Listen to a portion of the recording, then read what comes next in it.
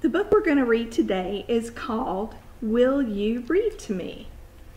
It's by Denise Cassette, and what's really neat about this book is she's both the author and the illustrator. And this is a story about a little pig who learns to read and write poems all by himself.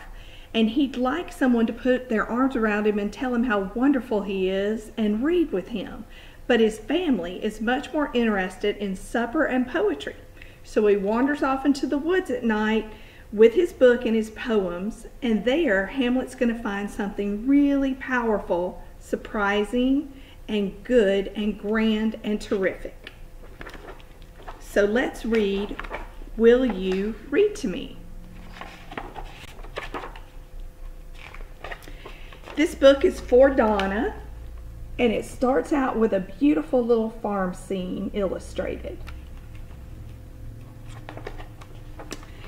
Hamlet leaned over to the fence. He looked at all the pigs soaking in the mud.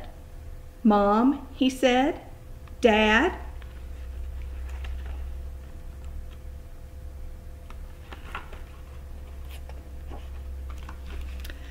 A big pig looked up. "Yes, dear," said his mother. "I have a new book," said Hamlet. "Will you read to me?" Hamlet's father sat up. "Was it a cookbook?" he asked. "No," said Hamlet. "It's about a dragon that doesn't want to be one." "Oh," said his father. He rolled over into a warm spot. Hamlet showed his mother the notebook. "I wrote some poems," he said. "I can read to you."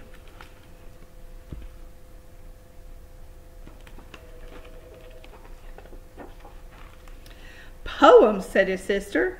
"What kind of pig writes poems?" "What kind of pig wears a clean shirt?" said a brother. "Look, Ma, there's not a spot on it." Hamlet tried to cover his shirt with his notebook. "It's a good thing there aren't two of them," someone said.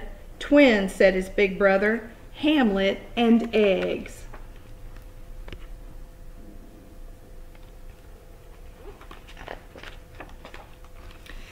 Just as everyone started to laugh, they saw the farmer walking away from the eating trough. "Supper!" they shouted, and shoved and pushed their way across the mud hole. "Supper, supper, supper, supper, supper!" Hamlet looked at the pigsty. He didn't feel very hungry. He looked at a spot of mud on his favorite shirt, and then he walked away.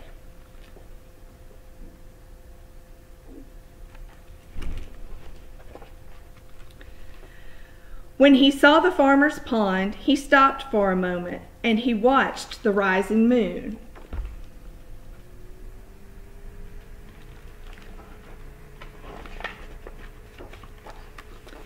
He sat down near the edge of the water and wrote a new poem in his book. When he looked into the pond, he saw his twin looking back. "Oh," he gasped, "it's you!" Hamlet waved, and his twin waved. "Do you mind if I call you Eggs?" Hamlet asked. Eggs didn't answer. "I'll read to you," said Hamlet, "and then you can read to me."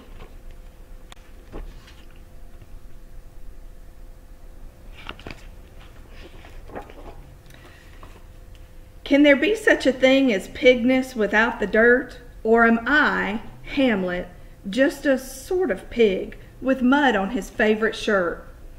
Hamlet looked into the water again. The wind ruffled the surface of the pond.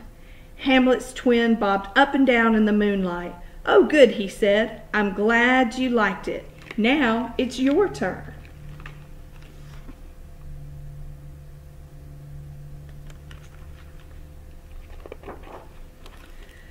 Black leaves drifted in the fading sky, and the shadows crept along the edge of the pond.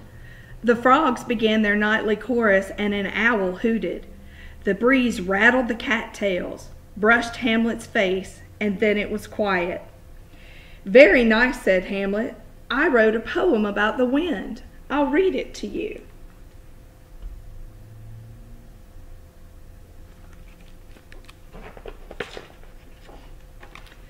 The wind is rising with the moon, like whispers from a tender ghost, an October wind, soft and warm, gently moving through the garden. Listen, Can you hear the sound of brushed silk sitting by the window? Shh, listen.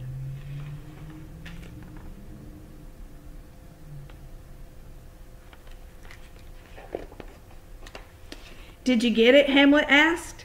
The brushed silk is the fur of the black cat. I was sitting by the farmer's window. The little pig looked into the water just as a cloud drifted across the moon. Hamlet's twin began to fade away. Oh, said Hamlet, don't go. See if you like this one better. It's about cantaloupe.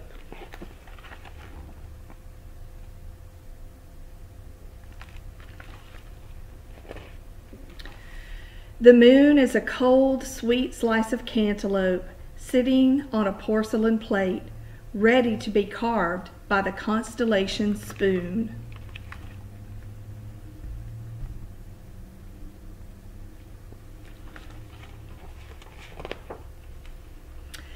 Hamlet looked into the pond. It was dark. Oh, he said sadly, goodbye, eggs. I guess you didn't like that one either. Hamlet sat down. Well, I liked it, said a small voice. Me too, said another. We all did. Hamlet looked up. Oh, my, he said.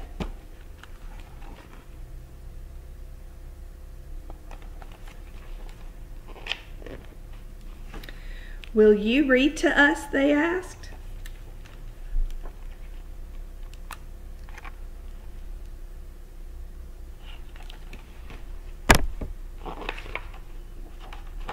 And the very last page has Hamlet reading to all his forest friends.